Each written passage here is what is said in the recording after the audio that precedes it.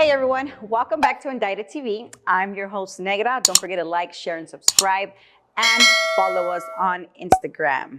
On today's episode, we have Brian. Hi Brian, welcome to Indicted. Hi, thank you for having me. Of course. Tell us a little bit about yourself, where you're from, where you grew up, your upgrowing. Tell us. Sure. So I was born in 1977, the week after Elvis died.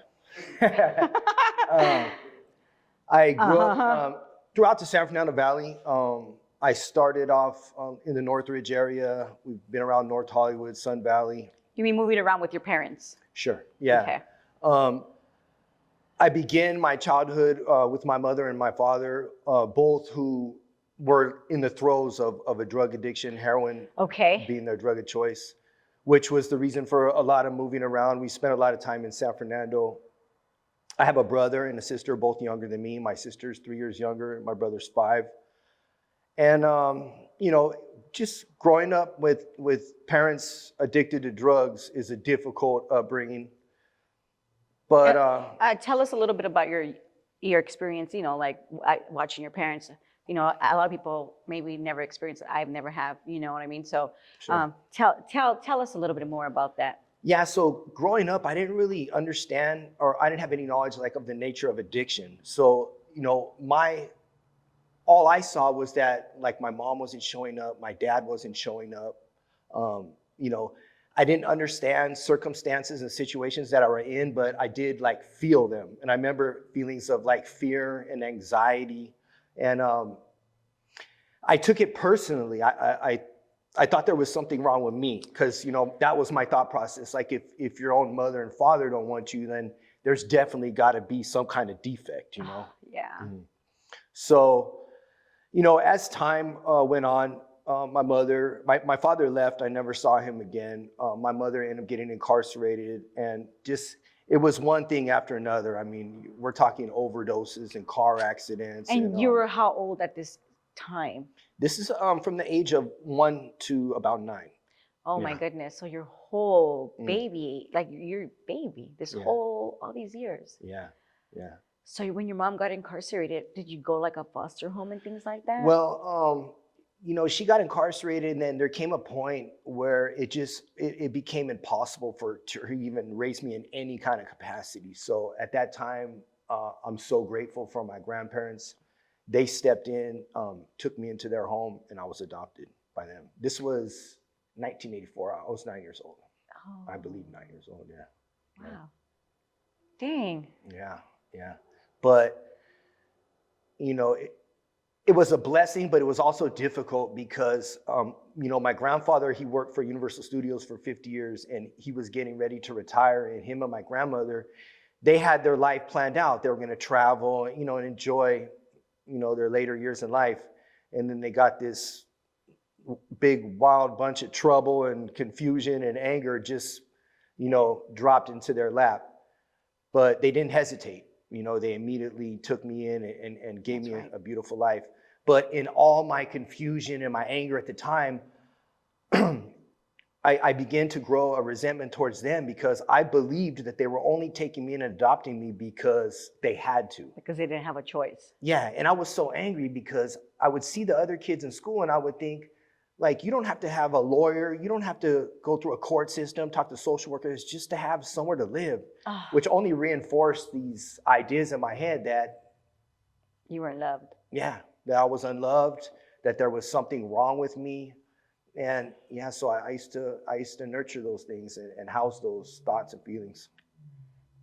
And that's what led you to live a destructive lifestyle. Because obviously you're an Indicted TV, Yeah. Exactly. You would not have been here if you didn't, have a destructive lifestyle. So you were 9 years old when you moved in with your grandparents, and obviously you're going through all these emotions, and you're not okay. You're not an okay boy. Yeah. You're going to school, you're seeing, the parents, and all you probably visualize your mom all messed up, because obviously you saw her go through. It was scary. So much. Yeah. It was scary. So at what age did you actually start changing and getting into trouble? Yeah, so, and another, the difficulty with my grandparents was that and I learned this later on in life, that who you are from like about the age 1 to 10, like it kind of defines like your person throughout your life, and which, you know, didn't fare well for me. And there was also that generational gap, like not having the mother and the father, and, you know, being raised by the grandparents.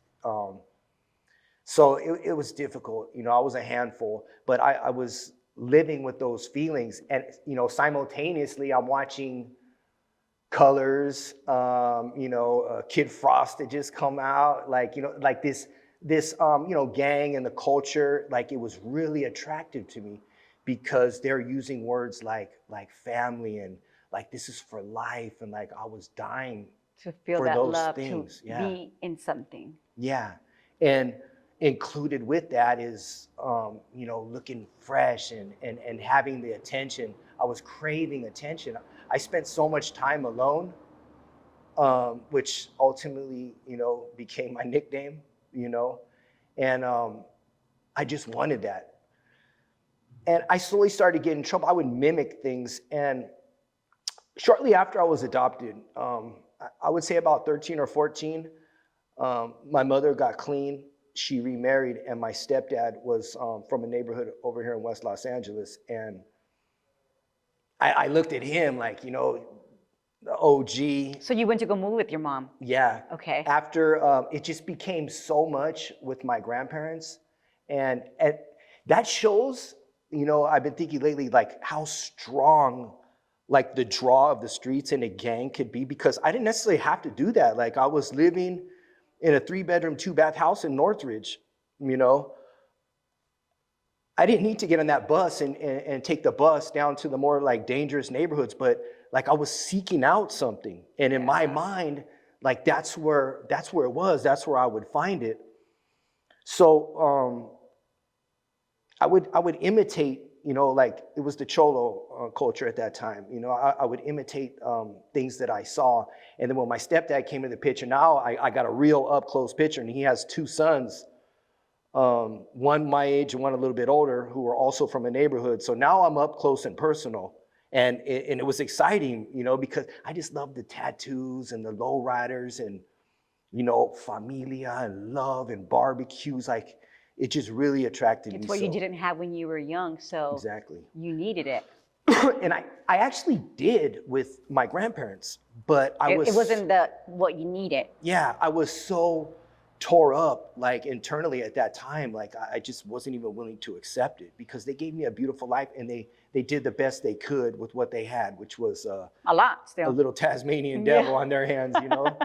But so yeah, I started venturing out into the streets, and when they say it's the fast lane, it's the fast lane, because, you know, I entered into the streets probably about 13 years old, and 3 years later is when I was arrested and given a life sentence. So you got arrested at 16? I was arrested at 16. At 16 years old. And what did you get arrested for? So the charge was first-degree murder and assault with great bodily injury. At 16 years old? At 16 years old, yeah. I went to a party one night, and just to show, like, you know, how destructive and messed up my mind state was, I had only been out 3 days. Like I had got out of juvenile hall. I was in juvenile hall in Sylmar, I'll say like 5 months. And I got out, and we went to a party to celebrate like my release. Now, while in juvenile hall, like I had done nothing to like correct my behavior or my thinking. Yeah, so, you didn't even, I thought you getting this murder case was your first time. No, I mean, when you look at it too, and when you look at my drug use, it simultaneously builds like the seriousness, like drugs and alcohol. I was smoking weed and drinking, and I was arrested for like stealing. Okay, your first things time. like that, yeah. So now when like the meth comes into play, now it's possession of a weapon, now it's violence. So at 16 you were already on meth, you're saying? Yeah, near the end, yeah, my addiction was roaring at that time. But yeah, I had many arrests. You know, there were assaults, there was, you know, vandalism, possession of a weapon. Like these are all little charges that you got before the actual, yeah, when you were 16 years old. Yeah, the capital, okay, the capital crime. And I'd been to juvenile hall. I grew up in Sylmar Juvenile Hall. I've been to every single unit in there. you know. Tell us about your first time in there, like your first actual experience when you're walking in. Yeah. You just pictured it and you had a little smile in your eye. Tell us. It's because like, you know, it's a very vivid memory. I was arrested for a robbery. I stole a kid's bike. And when I went in there, there was such a mixture of emotions because I knew that like the tough guy I wanted to be, you know, but also like, you know, at my core, I'm a kind, compassionate kid, like who wanted to play basketball, who just like was in search of love, that just wanted these things. But there was also that kid that was excited, like, okay, now I'm gonna play with the real gangsters now, even though I'm young, you know. I understand what you mean. Yeah. So there was an excitement and there was a level of fear too, because I'm not one of them. I wasn't from a gang yet, you know. I'm a white boy, so. But you hung out with Mexicans because they were from a Mexican gang. Your brother, your stepbrothers, and your stepfather. Yeah. Okay. Yeah, and my brother and sister. So that was just the culture that I grew up in. Mm-hmm. So I was comfortable there, but I was very aware, you know, of my place there. Like even today, I consider myself like a guest. You know, while I feel at home, like I've always felt at home, like I've considered myself a guest in that culture. But I was excited, and I mean, it was only for 5 days. Oh, okay, you know? Okay, yeah, but it probably felt like forever still. Yeah, but it was my first time, and you know, just like any kid, you know, went in there and you know, you get in a few fights and you get out, and again, I didn't do any kind of work on myself. I wasn't seeking anything better. It was just that graduation to the next stage in my mind, you know. Okay, so you get out and you're at this party, you know, celebrating that you just got out. Yeah. Actually, the party that I went to, I had been arrested multiple times. That was actually my first time. Okay. So, you know, there were multiple times, but this last time, yeah, I had got out. And what I had always noticed when I got out of jail, I call it like the fresh out of jail worship. Like you kind of get that, oh, you're out and he's home, and that tension. Like I just fed off that. Like because it's what you wanted. Yeah, I you know, externally, you know, I'm Ben Davis. I'm G'd up. I got the look. You know, back then we could shout out to G'd up. Yeah. You know, back then you could go to the indoor swap meet with $100 and probably get like 3 uniforms for a week. You know, now you can only buy one pair of Frisco's or one Ben Davis at like $75. Or a pair of socks, and I'm already like half of that's gone. But it just filled everything, because while I looked the part, you know, inside I'm just like I'm a broken little kid with low self-esteem. Mm-hmm. You know, that's why like I'm out here in the streets searching for this. You know, so I loved getting that fresh out of jail worship, and you know. So when I got out that last time, I got out on a Thursday, and we went to the party. It was a Saturday night. Again. Nothing has changed in my life. Like I'm still this kid. The only difference is I've introduced drugs, I've introduced gangs and weapons. Like I'm fully immersed in this lifestyle now. And a fight broke out inside the party with some rivals at the time. And I pulled out a knife and I ended up stabbing this individual, me and my co-defendant, who also ended up getting a life sentence. And at the time, as I did it, I pictured myself like as like I'm a soldier in an army. I saw it as like my duty. I saw it as a way of telling my friends like that love that you're giving me, that acceptance. Like I told you, I'm worth it. Like I told you, I'm down. And you know, I've committed the ultimate like pledge of allegiance to my neighborhood. So, but the reality of it was he, you know, while he was a couple of years older than me, he was a kid that was just like me, probably in search of the same thing I was. Later on during the trial, as facts came out and I learned more about him, he in fact was a kid that in any other circumstances could have been my best friend. And I've thought about that so many times, like when we would go to, you know, what we called putting in work. You know, I use accountability language now, you know, like going out to hurt people, assault people. Like it wasn't, you know, we called it putting in work. But we would get in the car and we would drive by maybe a couple kids walking down the street with a basketball. maybe a guy and a girl, a couple or something. And then we'd pull up to the person that looked exactly like us in the car, and we would jump out, and that's who we would attack. Mm-hmm. But at the time, You weren't feeling, it wasn't, obviously at the time it's different. Yeah. You're on a whole different mission. Yeah. And you've already identified this person in your mind as your enemy. I inherited all my beef like throughout my entire life. I wasn't there when any of it originated, but I stepped into it and I owned it as my own. So how long after this whole, when you were at this party, we're gonna get back to that. Yeah. When you were at this party, how long after did you get arrested? Was it right then and then? Yeah.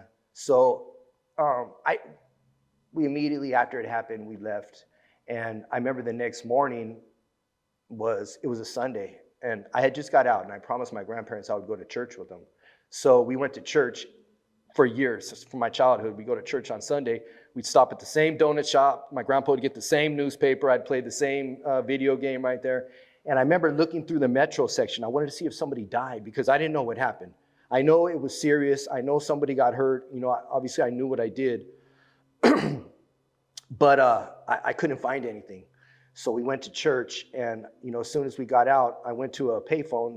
This is before cell phones, For the young guys, you put a quarter in it, Yeah, dial number. Yeah, and I remember one of my homies saying, "Hey, they got all the homies in the police station. This person died last night." So I'm stressed already.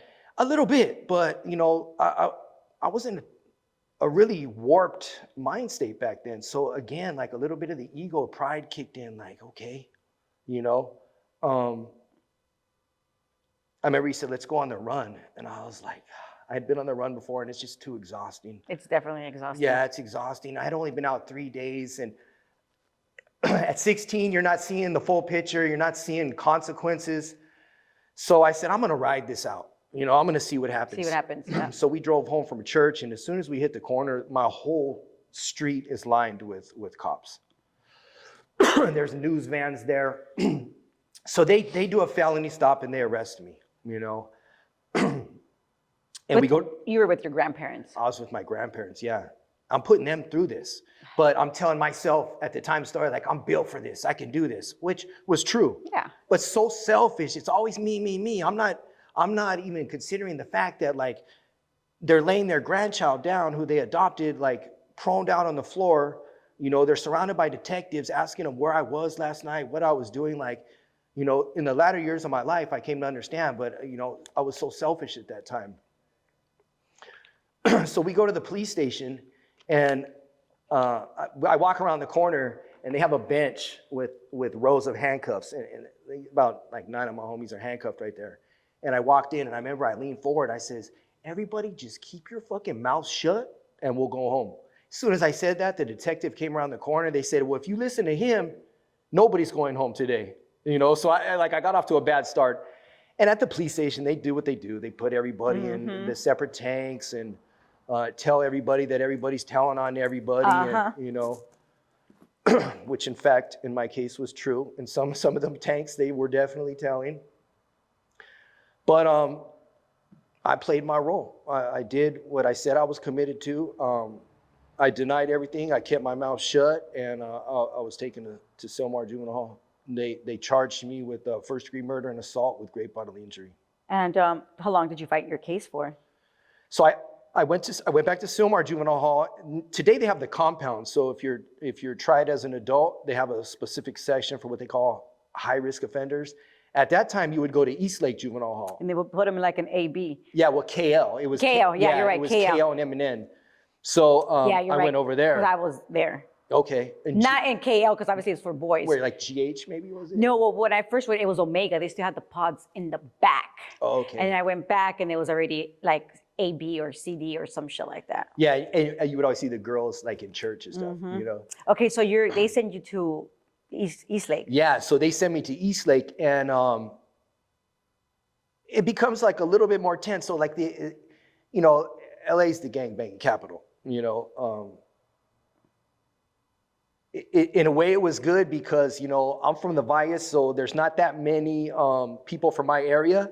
So I kind of got to kick back and watch the guys from Los and all that go at it. But we had a great time. It was like, it was my evolution as a gang member at the time. Like it was the next level because it was a little more sophisticated there. Like that's where you kind of learn more of the ropes of how prison was going to be or something, right? Yeah. And because, as well, my neighborhood I went from a tagger into a neighborhood, and my neighborhood didn't quite have the history as many of the neighborhoods that I ran into. So I'm meeting guys that have been, schooled since his birth. So, they got the glecha right there, and I'm a sponge. I'm absorbing everything.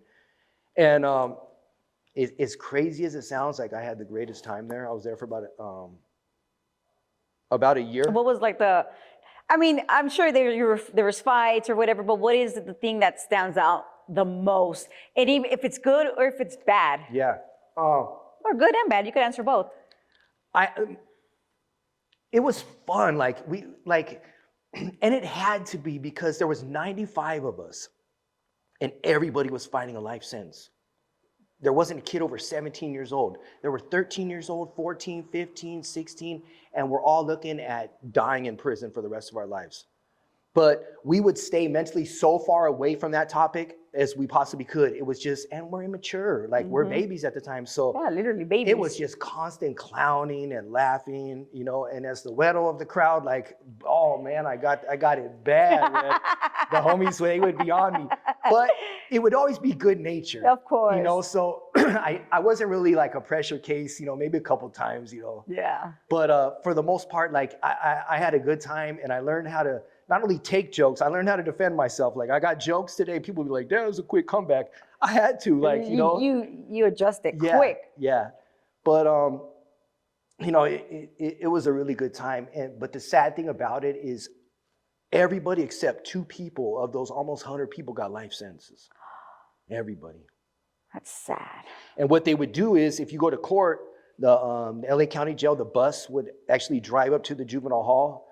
The deputies, the sheriffs would come and get us and put us on the bus. With the adults? Yeah, we'd be in the cages separated, which was... How was those experience for you? Your first time getting picked up by the sheriffs? Yeah. Going in transit. Tell me about that. How you, just going in there. Because I couldn't remember my first time, but yours, you're walking into the bus and it's like, shit, these men are fucking grown. Yeah. The one thing that comes out is always the chains. They drop the chains. You hear the chain, you can hear them way down the hallway, That's how you know they were already there to pick you up. Yeah, that's how you know they're there. And it was intense.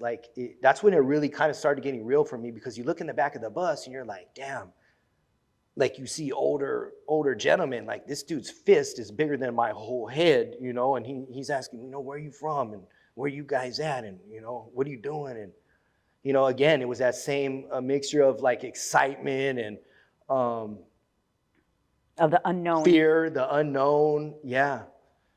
And so I did that for about a year. Mm-hmm. And what did you end up getting sentenced to?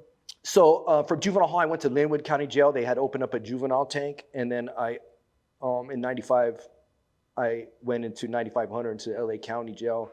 And it was there that after going to trial, I went to trial for about a week and a half. They found me guilty of second-degree murder and assault with great bodily injury, and sentenced me to 20 years to life. 20 years to life. Yeah, this was in 1995. And you're 16 or 17 by now? At that time, by the time I had gone to trial and sentenced, I was 17. 17. Yeah.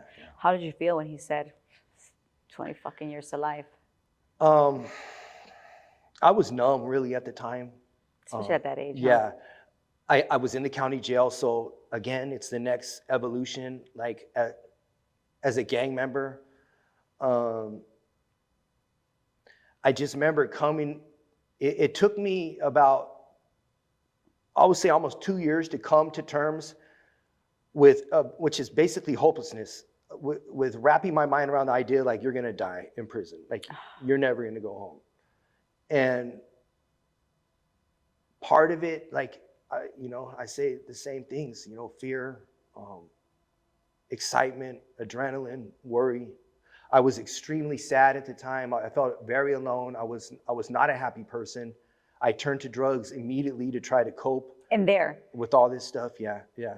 So when I got to prison, heroin is pretty much the drug of choice in there. Okay. And it was the drug that had consumed my family tree that had essentially destroyed my family. And I saw what it did to my mom. So I had always told myself, like I'm not touching that one. Like I went straight to it. Straight to it. Straight to it. I'm gonna go a little more back. So you say you went to Linwood, and because they had like a little pot for the young adults, right? Yeah. What was different from being to Eastlake? So, and that's the thing that when people always tell me, like, what distinguishes like the youth from the adult. So when you're in the juvenile system, you got to earn your respect. Like you go down that tank, like you don't have no respect.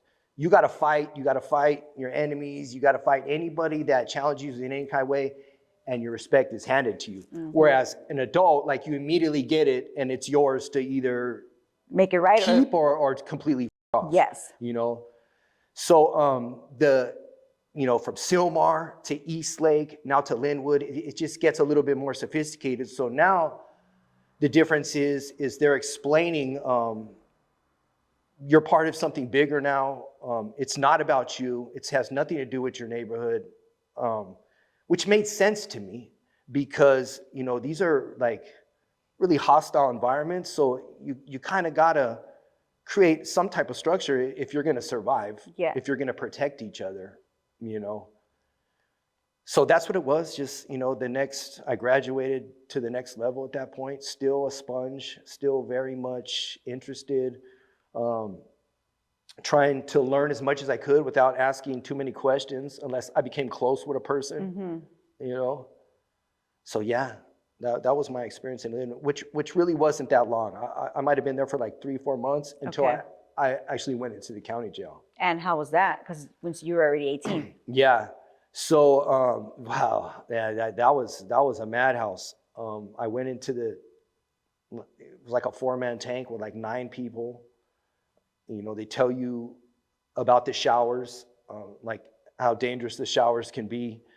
Like what? What do you mean? That's a blind spot where there's no like. You could get more. I understand. Yeah, so it provides the perfect like staging ground to do whatever it is that you got to do. And it was just so fast. And I was in trial, and they would call you at 2 a.m. to go on the bus to court. From there I actually went to Supermax, which I was able to settle in a little bit more because it was like you're gonna stay there. Like I was gonna be in that dorm. Supermax Wayside? Yeah, in Wayside, which was also a madhouse because it's a bunch of people just like me that had low self-esteem, that were hurting inside, but they wanted to perform. They wanted to show everybody that, I'm a big bad gang member, and that creates a dangerous situation. I got involved in my first riot right there. Tell us about your first riot. And this is you still not being sentenced. This is just you waiting. Yeah, this is me preparing for my trial, going to trial. And I mean, anybody, I hear a lot of people talking about them like they were fun or exciting. I don't believe that they've actually been in one then, because they're scary. Like it explodes in a second. There's people fighting, people getting hurt. And on top of that, what you're doing, you have deputies shooting, these rubber pellets, and it's an intense situation. It's a real intense situation. But from there I ended up going to trial. The neighborhood that I belonged to had a green light at that time, so I was getting my medicine once a day, which I understood. This is what it was. So, oh my God. Yeah, it was. For the people that don't know, what is your medicine? Well, yeah, exactly. I refer to my medicine. So There's rules, in any type of institution, just like Anywhere, any work, yeah, any any place. job place Yeah. or anything. Now, obviously, if you're in jail, if you break a rule, you don't get sent to HR, you get punched in the face, Okay. So because of infractions that took place on the streets, and that was placed on my neighborhood as somebody from there incarcerated once a day, you got to take your medicine, which is kind of get beat up for a little bit. Yeah, it's a punishment. It's a So form. so basically you're saying you got beat up once a day Sure. and you just took it and it is what it is. Yeah, well, I mean, I understood the stakes. Like I was very in touch with the reality of the life that I was living, that I chose to live. And when rules are broken, especially in that culture, in that world, you got to take what I say as your medicine. I get it. It's a tough pill to swallow, But it is what it is. You have to if you want to survive. For sure. And thankfully for me, it only lasted for a short time, and I ended up getting found guilty of the case. I tried to fight it. I didn't take any responsibility for my role in it. Me and my lawyers tried to create a strategy to get off, which didn't work. And ultimately I was convicted, and 2 weeks later I was on the bus to Wasco State Prison reception. How was that?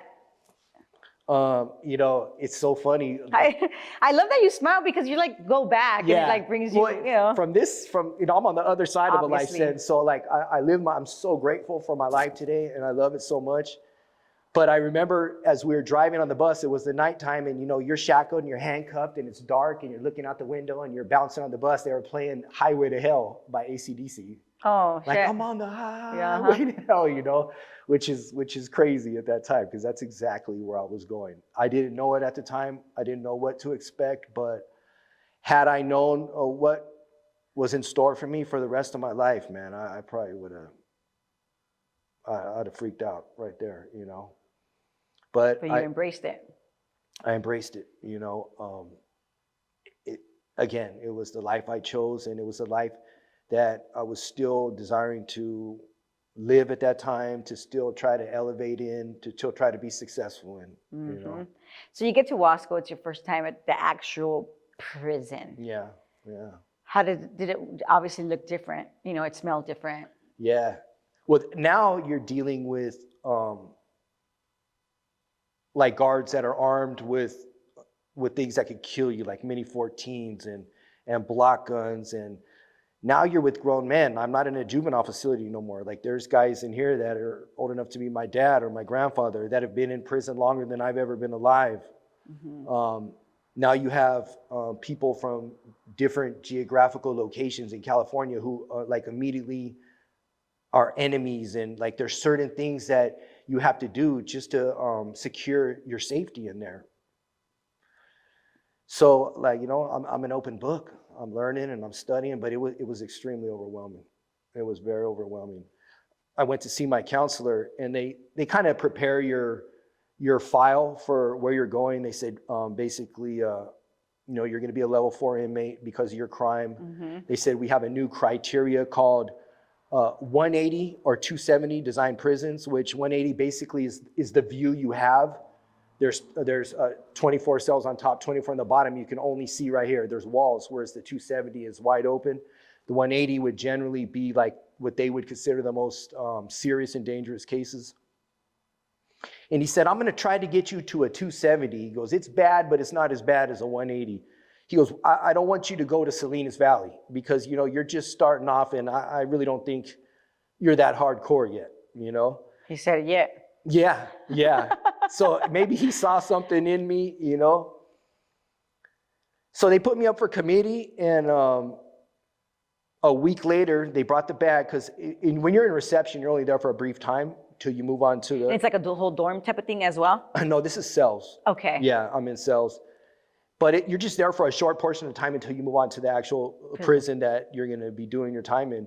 And after I went to committee, a week later, they set my bag, which is called a Transpac bag. You put all your property in it. They put it on the bus. It goes with you. And it said Salinas Valley State Prison on there, 180. So the exact prison that he was kind of hoping me not to go, and Is like, where you went.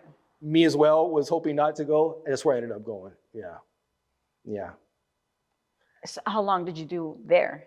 I did 7 years in Salinas Valley. The prison had just opened up at the time, and as I look back, I don't regret going there because they defined that as in the mid 90s as the most like active prison in California at the time. So for somebody like me who's going to spend the rest of their life in prison, who needs to learn as much as they can, like that was the ultimate training ground. Okay. You know, that's everything that was going on in prison was going on there at that time, you know.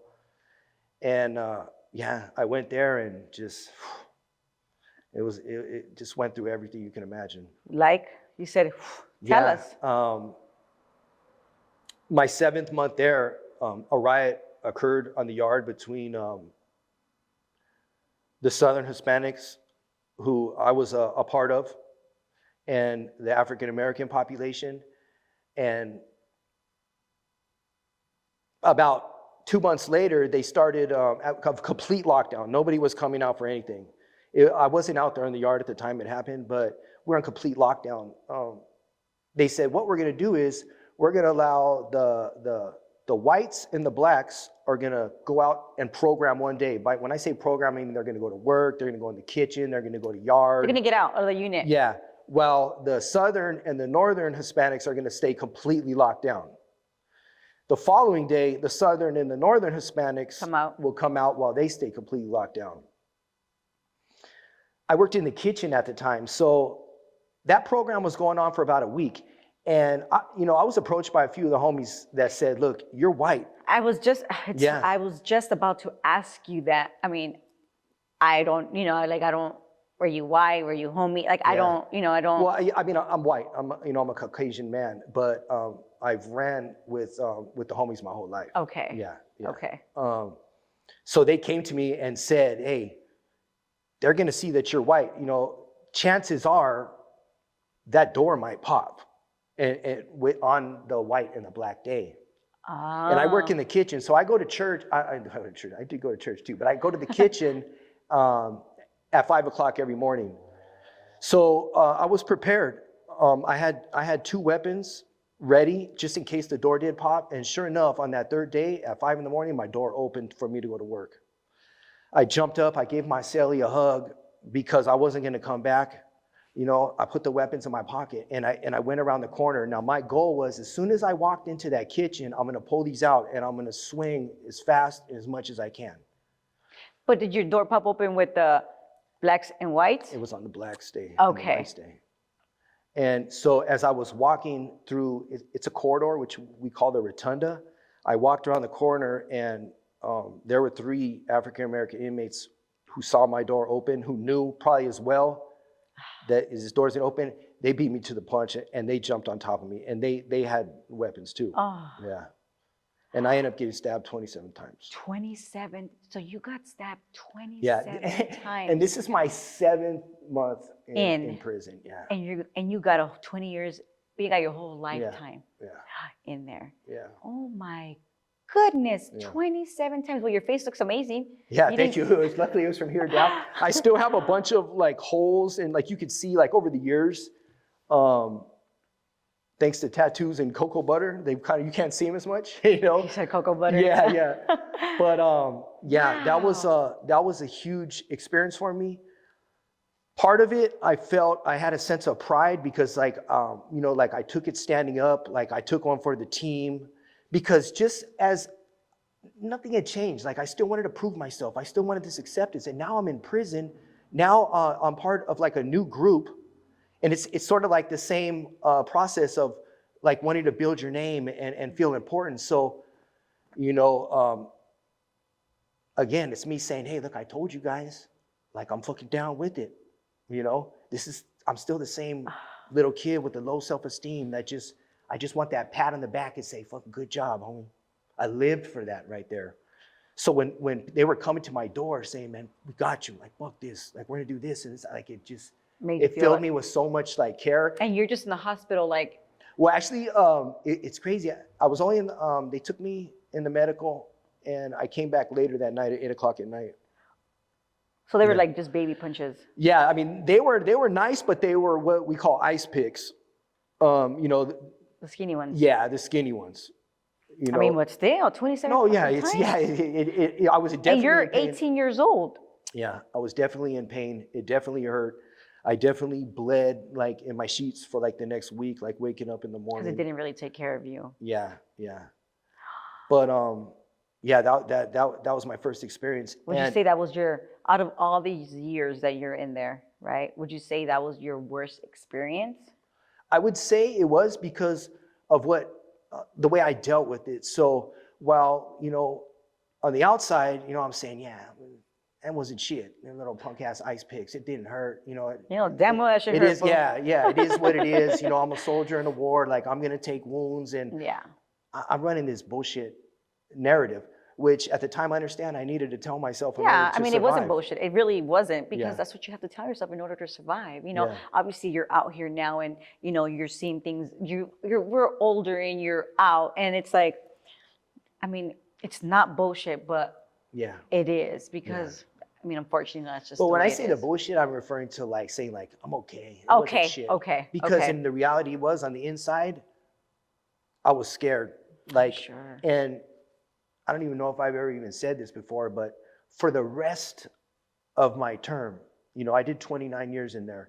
For the rest of that time, I lived with there's a fear of being like assaulted again. Like once you're stabbed, once you're shot, at least for me, the fear consumes you, or you become a little bit more aggressive and you start running like Towards towards it. dangerous situations. And that was me. It did a lot to me internally because I'm 18. I'm barely processing a life sentence. I'm barely processing the fact that these are grown men that have been in prison longer than me. Processing the fact that I'm in a prison where like they're laying people down and people are getting killed and people are fighting over sections on the yard and handball courts and benches. It was so much for me at that time. And the reason why I say that was the worst experience, because that was the pivotal moment where I turned to heroin. I was gonna, I was gonna say that because you wanted not to feel the pain. Yeah. And the anxiety, you know? Of what if it happens again? Yeah, and the anxiety. So, and as an addict, as somebody who's done drugs my whole life, who comes from addiction, it's my first instinct. If you're in pain, you're hurting, you're scared, you're dealing with anxiety, this is how you soothe it. And I was in the worst kind of pain, so I'm gonna go to the worst kind of drug, you know? And it worked. Like I did it, and I felt okay for like maybe about 2 weeks of using it, and then it turned on me. And now I need it, you know? And now parts of myself that I used to be proud of, like I'm chipping away at those things. Like I'm not being the best gang member I could be, you know, because if I need to do some heroin because I'm sick and I need to go out to yard to be with the homies, sometimes I chose staying in, which I convicted myself because I knew I was better than that. But that's what drug addiction does to you. It does, you know. and that's what happens to a lot of people. Yeah, I wasn't a bad person trying to get good. I was just a sick person trying to get well. Yeah. You know? So this whole, you get stabbed 27 times. You have your friends going up to, going to your room, checking on you. And that's what the feeling that you need, Yeah. that you're looking for. Yeah. What happens after that? So I spent. Besides you using, obviously. Yeah, right? sure. So anybody that knows like Salinas Valley at that time knows that it was just an education. Like, I learned everything right there. I met people, I learned things. I put in my work. I began to build like my name right there. Okay. Not to say like I was anybody special, but I did my share. I paid my dues, and I ended up going to the Tachipishu after that. From there, how long did you do? I went to the Tachipishu for 2 years because of an assault that took place in Salinas Valley. from the Tehachapi shoe. I did 2 years right there. How was that your adjustment to being in the shoe? Yeah, well, the shoe was somewhere that, if you're a young Sureño, that's where you aspire to go to, because it's a learning environment. Like, there's a lot of like really solid conversations, a lot of good books being passed around. There's a lot of really good men back there that can teach you, a lot of things about life. Like, I became a man back there, like what manhood is and what commitment means and what loyalty means, and like the actual meaning to these words. Yeah, because I was just a rowdy knucklehead street thug before that. When you got there, obviously there's a lot of older men. Sure. Right, and you're this probably 19-year-old by then, right? Yeah. And they're probably like, oh, here comes this little wild one. It's time to, maybe, and I mean, I don't know, but maybe for them, like, they're in their rooms most of the fucking time, and, here comes this young guy, and they were like, oh, he's going to come bother us. But like, maybe not. Maybe they're like, oh, maybe, it's time for us to like teach him, and like, obviously not teach him the words, like positive, like, 'cause like you said, they were teaching you what these words mean, like the actual meaning to this, even though we could just grab a dictionary, but the way they express themselves. In real life situations, I mean, dictionary, like, you can only go so far with the word, where, they showed me experience with them, and that's where I was introduced to books, like Les Miserables by Victor Hugo was, to this day, is like my favorite book, and I was introduced to that book back there. That was one of to this day, is actually my favorite book, because it explores just every kind of feeling, emotion, and scenario like a human being can go through in life, and it's a trip because it was written like in the 1800s by Victor Hugo, but it's still like so relevant today. Because humans are going to be humans, and we all feel no matter what. Exactly. And it was at that time that I discovered my love of writing, whether it be short stories, whether it be poetry, whether it just be journaling. Writing has always been my way to like understand my thoughts, like sort of teach myself. I don't know if it's the process of writing it, reading it back. I'm the same way. Okay, yeah. And I used to write a lot of poems. It was just, at the time I didn't know, but it was an outlet for me. Like I could never draw. I could never draw. I wasn't a chess player. I was the one that preferred to make my little shot of coffee, roll my mat up, just jump on the top, and just spend time writing. You were the one that were like, hey, do my girl poem. I would get that. But most of the time I'd be like, no, like, write your own shit, fool. Yeah, like, It's funny. But I did get a lot of those requests, and I actually got in that remind me like of an amazing moment with somebody I actually just reconnected with, a guy out of Bakersfield. His sister had just recently died. This is back in 2002. And he says, could you write a poem that they could read at her memorial? And I remember telling him, give me 7 of your favorite things about your sister. I remember she loved video games. I remember she had like a crazy laugh, they said. But I remember I got those 7 things and I created a poem for him.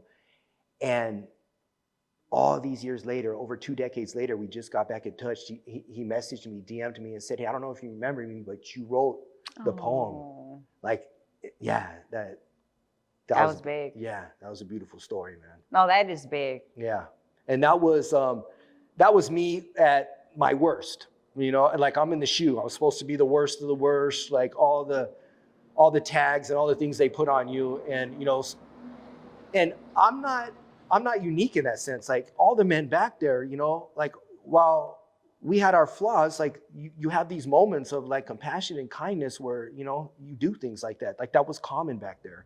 We had very little, because as far as commissary, you could only spend, at the time, was $45, but we'd all come together and make sure everybody has a little something to eat. Like, so there was definitely a sense of community. And unfortunately for me, it was the time that Malibu's Most Wanted had just come out. Do you remember that movie? I think so. It was like a funny one, right? Oh my gosh, yeah.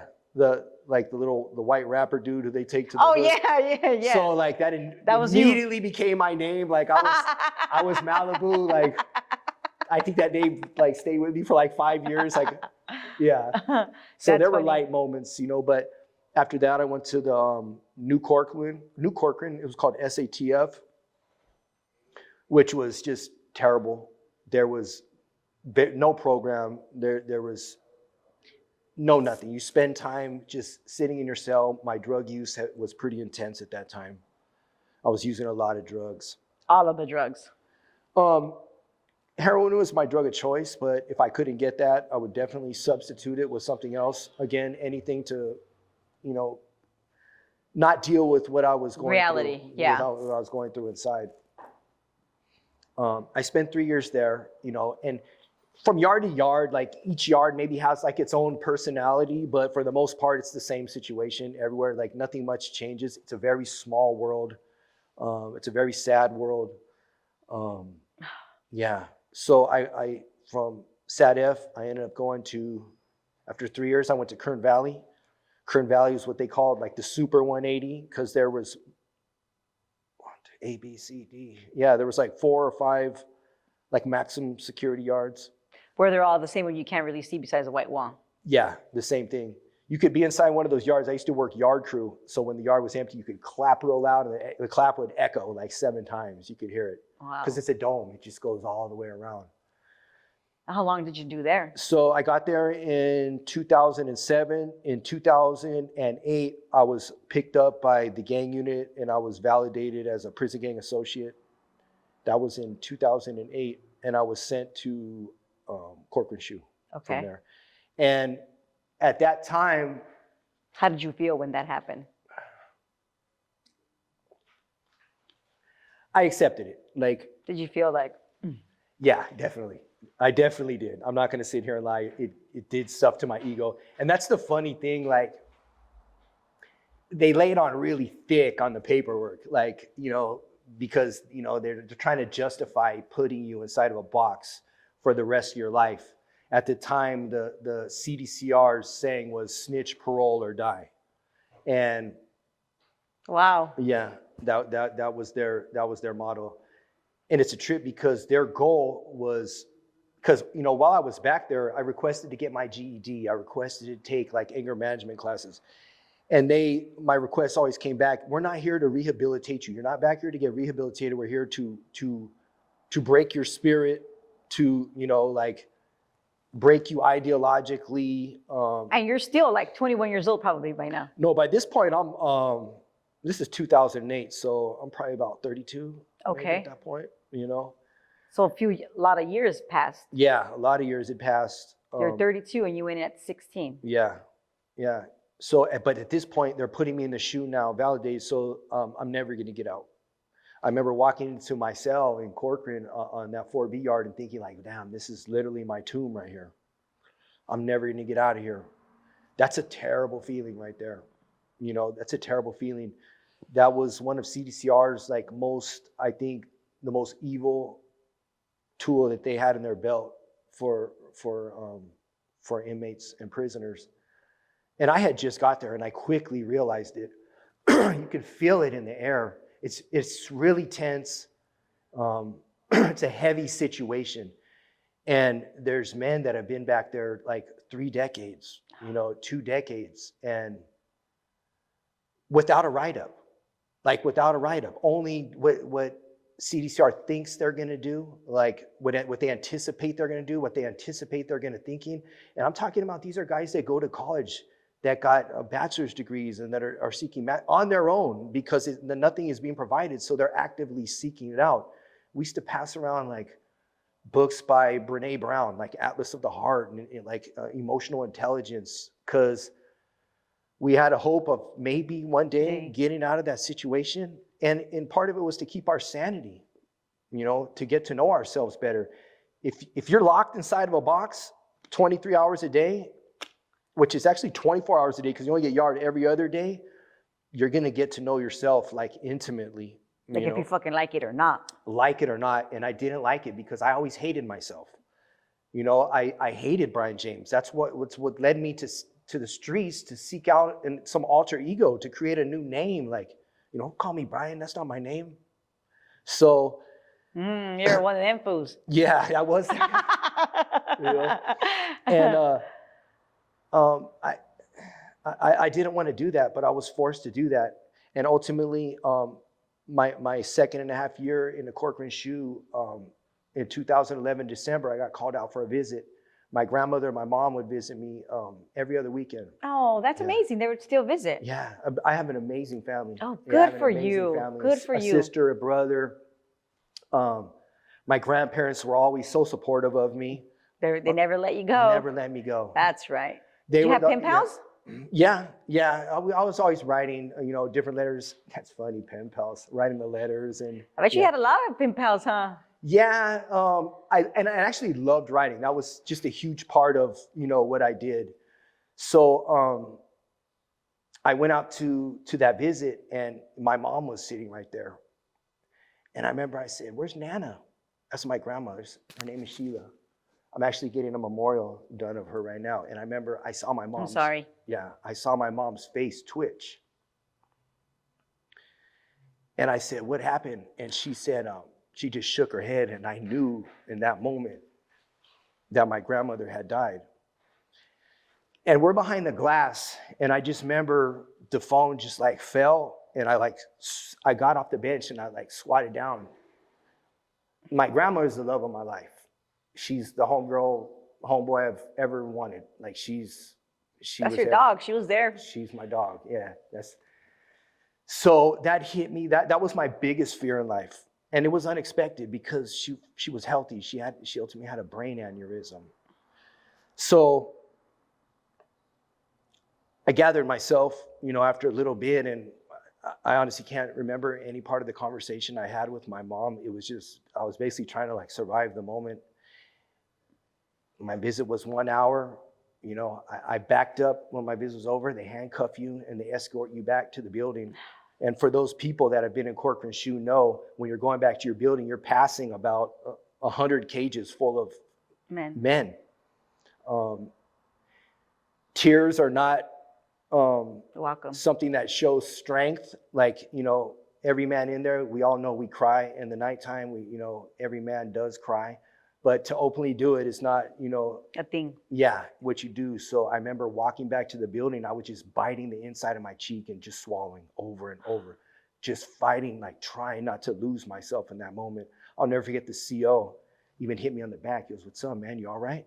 I don't know if he sensed something going on with me, but I went back to the cell and I remember I hit the ground, man.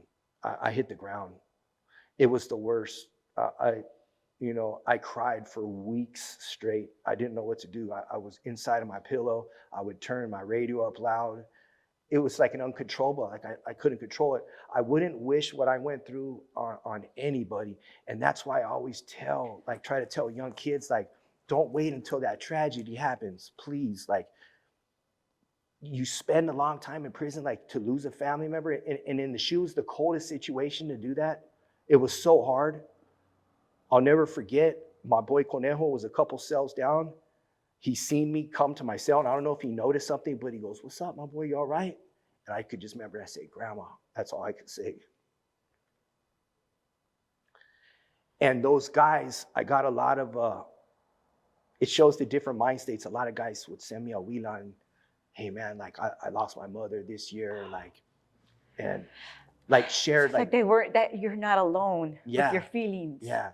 And then there's some people that will want to send dope, just in their own way.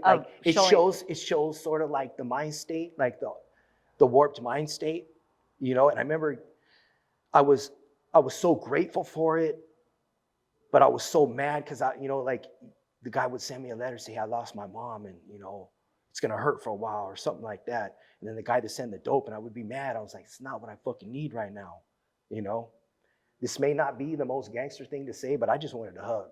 I just wanted my family, but I'm behind a window. I hadn't touched a human being at that point in about 4 years. But it's amazing that you say that, because I'm sure that's all everybody wants. Yeah. It's just a hug. Yeah. A hug from mom, a hug from sis. You want to get through this with your family. But I had put myself in a situation where I was so isolated. I'm in a jail, inside of a jail of addiction. I was so deep in a black hole. It was a level of misery. Wow. And as I processed it, I became the guy back there. sort of like the go-to guy. Like, you know, they have a father go talk to somebody when somebody passes. Whenever somebody got that phone call, because if you get a phone call on the shoe, It's always bad. it's not good. Yeah. There's no phone calls back there. They would always say, talk to the homie, man. He's been through it. So it was my opportunity to help another person and try to comfort them through that time. But it also like ripped my scab off every time. Every time. You know, and that went on for years back there because I ended up spending 9 years back there. Oh, wow. Yeah. And you were just supposed to be there how long? I was there permanently. So Okay. Yeah.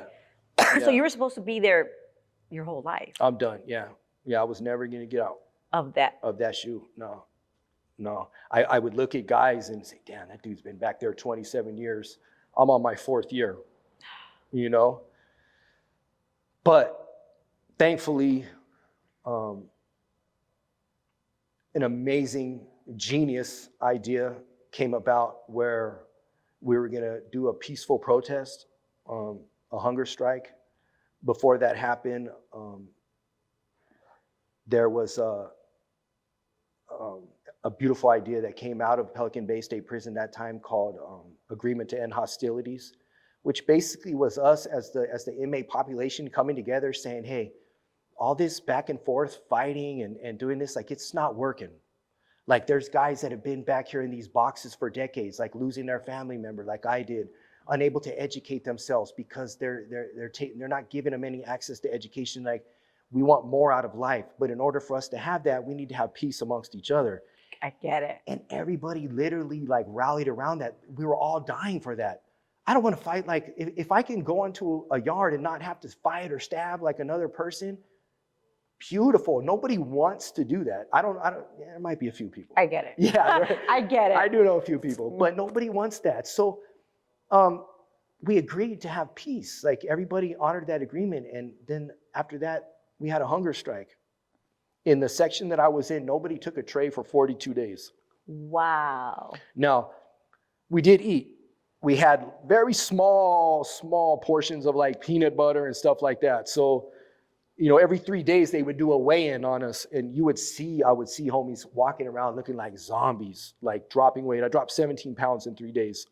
3 days? Yeah, so your first 2 days of a hunger strike, you'll drop a crazy amount, like within the first 2 days, and then a pound will tick off every day. That was my experience. I definitely don't recommend it as a diet program for anybody because it's dangerous. It does like things to your organs, which I learned this throughout that process. But in doing our hunger strike, there was not a single act of violence. It was entirely peaceful. It was supported by churches and different organizations. Jay Leno and his wife were amazing supporters of us. And it worked. It worked. 30,000 people did it. And ultimately, the state of California acknowledged that it was in fact torture, what they were doing to people for these years. And they put the law on CDCR, says you have a year to get everybody out of those shoes, to empty those shoes out. And I'll never forget, man, seeing that first guy who had been back there 20 years, pushing his cart, walking to the main line. And I'm thinking, wow, like nobody could believe it. Where are you going? Going out here to Corcoran, to the main line. You know, it was a beautiful thing. And then just every Friday we'd have a committee and you'd see 20 guys go. Oh my God. Yeah. And then when it was my turn, now, when my grandmother died from 2011, I didn't get out of the shoe till 2016. I went in the middle of 2007. After she died, I began wanting something more from my life. That changed you. Yeah. Plus, you were already a little older as well. Which made it a little bit easier. You know, I was done like proving myself. You know, I was just basically at that point just living, maintaining, you know, yeah, I understand, my image or whatever. But that changed me. And I remember thinking, I need to live in a way that honors this woman that raised me, that wanted more for me. And I didn't know how. I just started watching different shows, listening to different music, ordering different books. Every time my grandmother would write me, I used to keep all her letters in this little shoebox I had. She would put a Bible verse at the end of every letter. So every single day I would pull out a letter because I never read the Bible verses. I'd read the letter, but I never read the verse. I said, every day I'm going to read a verse. And I opened it up and I read a verse. Yeah. And that is what helped you. Yeah. And I prayed. Did you ever pray? I prayed every day. I talked to God and I talked to Nana every single day. After you decided. Yeah. I just said, I don't know what I'm doing. This is my life. Like my whole life has been dedicated 100% to gangs and the homies and just this lifestyle. Like I don't even know where to go. Like Brian James is somewhere just deep in there. I had to figure out a way to dig him out and be that person, my grandma. And it took a long time. It took a long time. But and I'm still doing that. But I slowly healed from that. And I did as much as I could, like, reading books and learning about myself. I got clean and sober from drugs. After you got into the main line. Yeah, no, even in the shoe. Okay. Even in there. I wasn't drinking any alcohol or using any kind of drugs. I was just trying to become a better person. And then finally, following the hunger strike, I was released to the main line. Now, part of the hunger strike too, we were asking for opportunity for self-help program, Narcotics Anonymous, and emotional intelligence and anger management, and let us figure ourselves out. So when we do go to the pro board, like we have a fighting chance because we're not learning anything about ourselves. I took advantage of all those programs when I got out there. I took the programs for 2 years until ultimately I became a facilitator of the programs. I turned around and help other guys. And then the moment came where I became part of the Positive Change Dog Program, which was the first level 4 genuine population dog program in California. I was assigned a dog named Flynn, which was a German Shepherd puppy. And I was given a partner. His name was Didante Farmer. They paired me up with him. He was a Pyru from Ludus Park. They try to pair people from different walks of life because they want you to meet new people and build new connections while you're training a dog together. But you were able to hang out with the other person? Sure. Okay. Yeah, sure. As we trained this dog together, I learned, not only training techniques, but I discovered myself like through the eyes of this dog. Like I discovered what work ethic was. I discovered what like commitment and true loyalty. I hadn't got the unconditional love from my grandmother and that dog. That dog, no matter what I did, that dog didn't care what my crime was, what I've done. All he cared about is what are we doing today? And then my partner, who by prison standards, we have nothing to talk about. We're from different cars. Granted, we're in a level of looking for something a little bit more in life. We shouldn't have been partners. This guy became like my brother, man, like good friend. Like we had so many similarities in what we wanted in life. And you're still in a level 4 yard. We're in a level 4, like general population, like probably like the most treacherous yard at the time. But everybody on the yard and all factions were so rooting for us.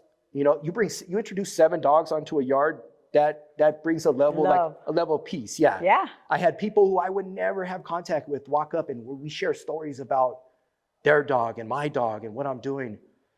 And that was just what I needed in that moment. That helped my growth, that helped form who I was. After 3 years of no write-up, I was transferred to a level 3, which was Ironwood State Prison on what's called a good behavior override.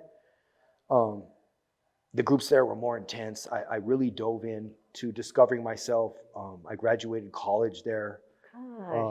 And I went to board on February 2nd, and they granted me parole, and I paroled on July 15th last year, which is just under 8 months.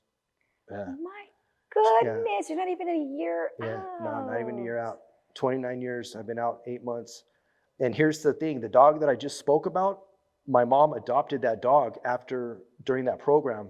So 4 years later, I came home. And your dog is to my there. Dog. Yeah. He went nuts. Oh my Yeah, he ran up to me. Yeah, goodness. he smelled around a little bit and just completely went nuts. And the guy, Didante Farmer, that I was talking about, got me my first job working at a dog training and boarding facility. Oh my God, that is so good. Is that where you're at now? So I moved on from that. I did 6 months there. I learned so much, You should probably start your own dog training program. Him and we do dog training sessions together. That's so cool. Yeah. You ended up doing how many years, just so we could? I did 29 years in total. I went in at 16 and I paroled at 45. Wow. Yeah. when you went to board and they said, hey, you're being released, did you get released from right there, or did you go back? No, so that's the thing. When you're a lifer, what they do is once they say like parole granted, you're suitable for parole, it goes before the board. They have 120 days to re-examine your entire case, which they use the entire 120 days. If it's a 187 case like mine was, after the 120 days, it goes to the governor, which was Gavin Newsom, and he has 30 days. He can either affirm the parole, reject the parole, or what's called no action taken. Which is a go. Yeah, and in his case, it seems like he wants to be president or something, so he's definitely not going to sign off on someone who's committed that crime. So no action taken. The 30 days expired, and I went home. I walked out those gates.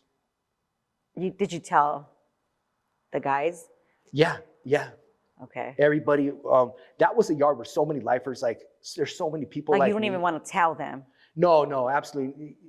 People are very supportive. Like, okay. Yeah. So they, I mean, I don't know. It's just like, yeah. sometimes like, let's just, for example, like, you go to you go to court and, there's already people that are come down, and for girls too, like you don't want to say that you're going home because you don't want to make people, no, who cares about them trying to take your day? But I mean, you don't want to make them feel some way. Got you. So yeah, and there wasn't an enormous amount of guilt because I got so many friends in there with life without parole. So I had to find that balance of like celebrating with like trying to be sensitive to the fact like you're not going home. Yeah. But at the same time, like they get it. Most people there had not done as much time as I had, who had not been through what I had. So I was comfortable saying like, fuck, like I earned my shit. Like this was not a walk in the park for me by any stretch. Yes. And on top of it, I'm in a parole and I'm going to go out there and represent us like as change because. And they were okay with it, obviously. Yeah. I received nothing but like love, nothing but support. Good. And that's a big part of like who I am today. And like I want to represent the idea that like change is possible. Like, I'm walking proof of it. And you could do it on your own terms. Like, CDCR told me for so many years, like, you got to tell and you got to piece you up. Like you don't. No, you don't. Change comes from in between your ears. It's all a mind state. It's not geographical change. My mom tried to move me from my neighborhood to cities all over the world. I know. All I did was jump on a bus and went straight back to my neighborhood, so. Yeah. But yeah, and I've been out and life has been so beautiful. Like I'm just exploring new places to eat. Congratulations. Thank you. He is not even, you haven't even been out 1 year after 39 years. 29. I mean, God, it's still the same. No, Yeah. 29 years is a freaking long time. Yeah. God bless you. Thank you. You're welcome. Thank you. So, where are you at now? So, today I'm doing what I love. Dogs are such a huge part of my life, my healing. Me and my friend who I talk to, we do dog training sessions together.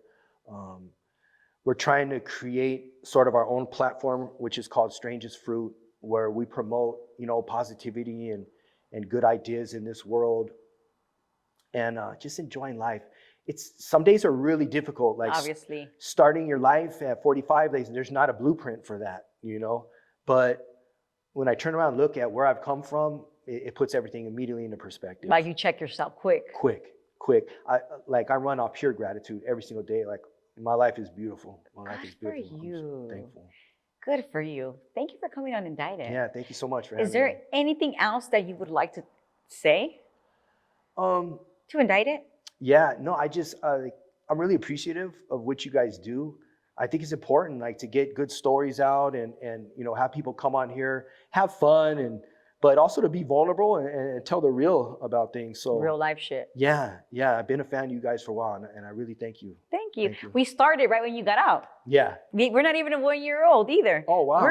I think August is gonna be our first year anniversary. Oh, okay. Okay. That's awesome. We're growing together. Yeah, we are. Yeah, we are. That's awesome. I love that. All right. Well, again, thank you for coming on Indicted.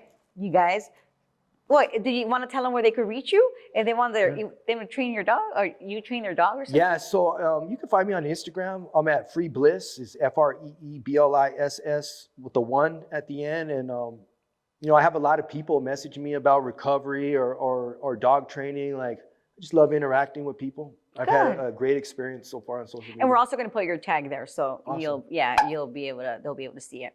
All right. Well, again, thank you so much. Thank you.